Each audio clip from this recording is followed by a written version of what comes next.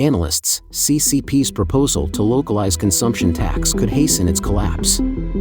Germany summons Beijing's ambassador to protest Chinese cyber attacks on federal agencies. China's economy stagnant because CCP stifled creative freedom and human rights, expert. It's all covered in today's China Truths. Analysts, CCP's proposal to localize consumption tax could hasten its collapse. The 20th Third Plenum of the Chinese Communist Party concluded on July 18. On July 21, official state media published the decision of the CCP Central Committee on further comprehensively deepening reforms and advancing Chinese-style modernization, also known as the decision. This decision includes tax reform, which we will discuss today. Let's break down some of the key elements from the decision.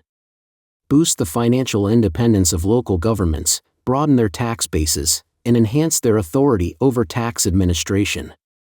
Promote the decentralization of consumption tax collection to local governments, refine the VAT refund policy and deduction chain, and optimize the tax sharing ratios.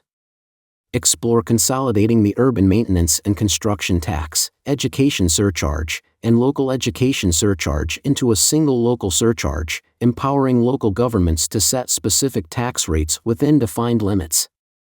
Streamline the management of non-tax revenues, delegate some non-tax revenue management responsibilities to the local level, and allow local governments to tailor their approaches based on their unique conditions.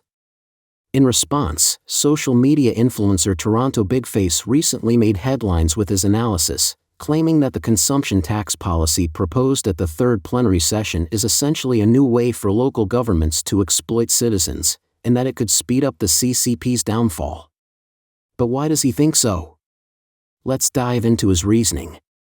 Firstly, he explained that the consumption tax is paid on purchased goods. For example, 35% of the price of a pack of cigarettes is a consumption tax. So, if you buy a 20 yuan pack of cigarettes, about $2.80, the consumption tax would be 7 yuan, about 97 cents. There is also a 13.8% VAT, another major part of the consumption tax, an indirect consumption tax collected from manufacturers. The traditional consumption tax is a direct tax collected directly from consumers. Most countries have only one type of consumption tax, either indirect or direct. China's rare practice of having both types mainly focuses on items like tobacco, alcohol, cars, and petroleum, regulating prices that the public does not perceive. Aside from who pays the tax, another critical point is who collects it. There have always been three types of taxes in China: central taxes, local taxes, and shared taxes between the central and local governments. Before this third plenary session, the consumption tax was a central tax. After the session, it was reassigned to local governments. This shift brings significant changes to China. Toronto Bigface said that, according to the CCP, it addresses several issues, primarily the current fiscal shortfall. Measures like tax audits and cross-province arrests stem from a lack of funds, but such actions are akin to killing the goose that lays the golden eggs. Money is collected, but businesses are destroyed. Why do these local governments exploit businesses instead of the people?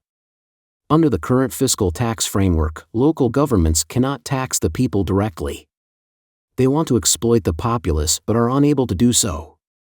They can only increase the prices of basic consumer goods like electricity to exploit the people indirectly.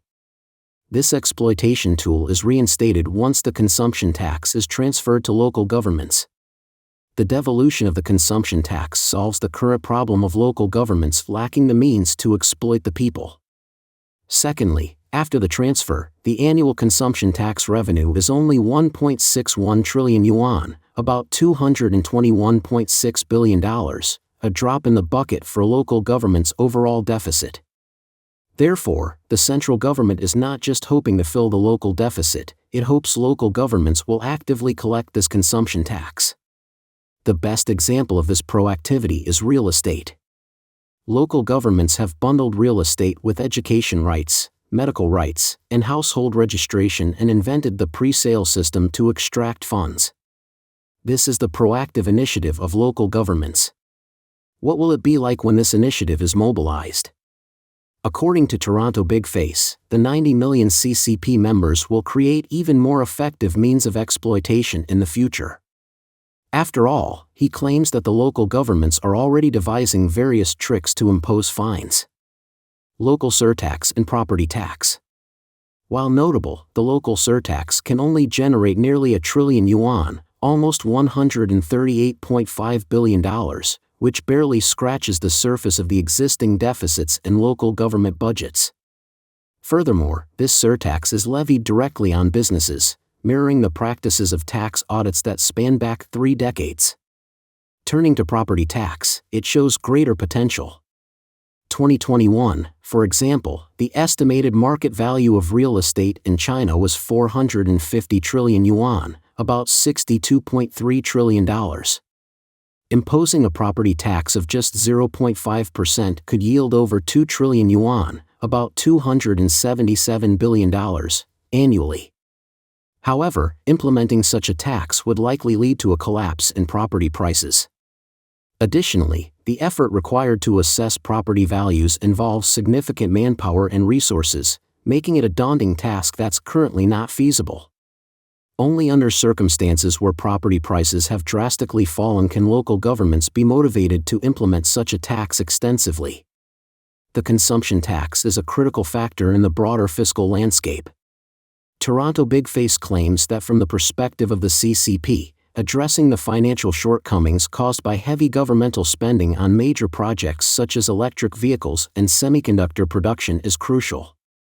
With consumers spending down and local governments struggling to pay salaries, redistributing the consumption tax to localities appears as a proposed solution, allowing these projects to continue. Both the consumption and property taxes are reminiscent of the ancient salt tax, a strategy used by dynasties to monetize their power by monopolizing essential resources and imposing high taxes. Unlike the dynastic era, when salt was a tax necessity, today's salt tax pivots around real estate, which has become a forced staple tied to essential services like healthcare and education, forming the backbone of China's fiscal system. As the real estate market faces a potential collapse, the CCP is looking to replace the traditional real estate-based salt tax with a new version centered around the consumption tax. This move, however, introduces a direct tax on consumer goods, likely to provoke public discontent due to its more visible and immediate impact compared to the more covert real estate tax. With the income growth in China reaching its limits and the populace drained of disposable income, the question arises whether a shift to a less lucrative model than real estate taxation can be effectively implemented. Given the recent public backlash over hikes in electricity prices, further attempts to enforce the consumption tax may encounter significant resistance. Toronto Big Face concluded that, in essence, without democratic reforms that genuinely benefit the populace, the CCP's actions are likely to exacerbate the existing tensions between the government and the people, marking what has been described as entering into the garbage time of history. Germany summons Beijing's ambassador to protest Chinese cyber attacks on federal agencies. On July 31, Germany accused the Chinese regime of launching a cyber attack on the German Federal Agency for Cartography and Geodesy in 2021, believing that Beijing aimed to conduct espionage. Germany summoned the Chinese ambassador to Berlin to lodge a formal protest on the matter. This is the first time in decades. German Foreign Ministry spokesman Sebastian Fischer declined to elaborate on which Chinese agency was responsible, only saying that the last time the Chinese ambassador was summoned was after the 1989 Tiananmen Square crackdown. In the 2021 case, the Interior Ministry said part of Germany's Cartography and Geodesy agency's network was hacked, and the attackers were successfully kicked out. Interior Minister Nancy Faeser said in a statement, "We call on China to refrain from and prevent such cyber attacks. These cyber attacks threaten the digital sovereignty of Germany and Europe." The German Security Ministry said security services expect China to advance in its state-run espionage activities. The Associated Press reported that Germany blamed the Chinese regime for the cyber attack, highlighting the increasingly tense relations between Germany and Beijing due to the security threat posed by the Chinese Communist Party. In April, German police arrested 3 people suspected of spying for the Chinese Communist Party. They were accused of attempting to transfer technical intelligence that could be used for military purposes. At the same time, an assistant to a well-known German member of the European Parliament was also arrested on suspicion of spying for the Chinese Communist Party. 3 weeks ago, Germany said it would ban the use of critical components made by Chinese companies Huawei and ZTE in the core of its 5G networks in 2 steps starting in 2026.